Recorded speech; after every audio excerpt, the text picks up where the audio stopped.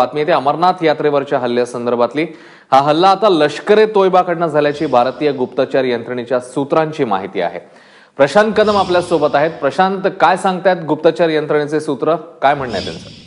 अश्विन, काल रात्री 8च्या दरम्यान हा हल्ला झालेला होता आणि त्याला आता जवळपास 12 तास उलटल्यानंतरही अजूनपणे कुठल्याही दहशतवादी संघटनेनं उघडपणे या हल्ल्याची जबाबदारी जी आहे ती स्वीकारलेली नाहीये।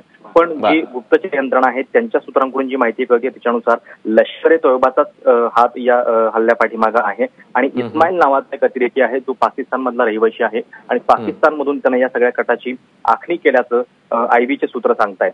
खरं तर अतिशय मोठा असा हल्ला आहे ज्याच्यामध्ये 7 भाविक जे आहेत ते ठार झालेले आहेत आणि 2000 नंतर म्हणजे जवळपास 17 वर्षानंतर अशा पद्धतीनं अमरनाथ यात्रेला लक्ष करण्यात आलेलं आहे। त्यामुळं सरकारपुढे हे मोठं आव्हान आहे की ज्या दहशतवाद्यांनी हा हल्ला केलेला आहे त्यांना चोख उत्तर देण्याचं तशा पद्धतीची तयारी देखील सुरू झालेली आहे। कारण आज दिल्लीमध्ये एका पाठोपाठ एक बैठकांचं सत्र आहे। थोड्याच वेळामध्ये गृह मंत्रालयाची बैठक आहे। त्याच्यानंतर काश्मीरमध्ये देखील मेहबूबा मुफ्ती यांनी त्यांच्या कॅबिनेटची बैठक बोलावलेली आहे।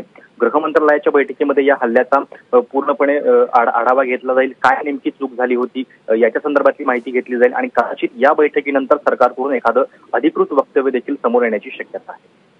अश्विन, प्रशांत, या सगळ्या संदर्भातले अपडेट्स घेतच राहू। तुर्तास धन्यवाद या माहितीबद्दल।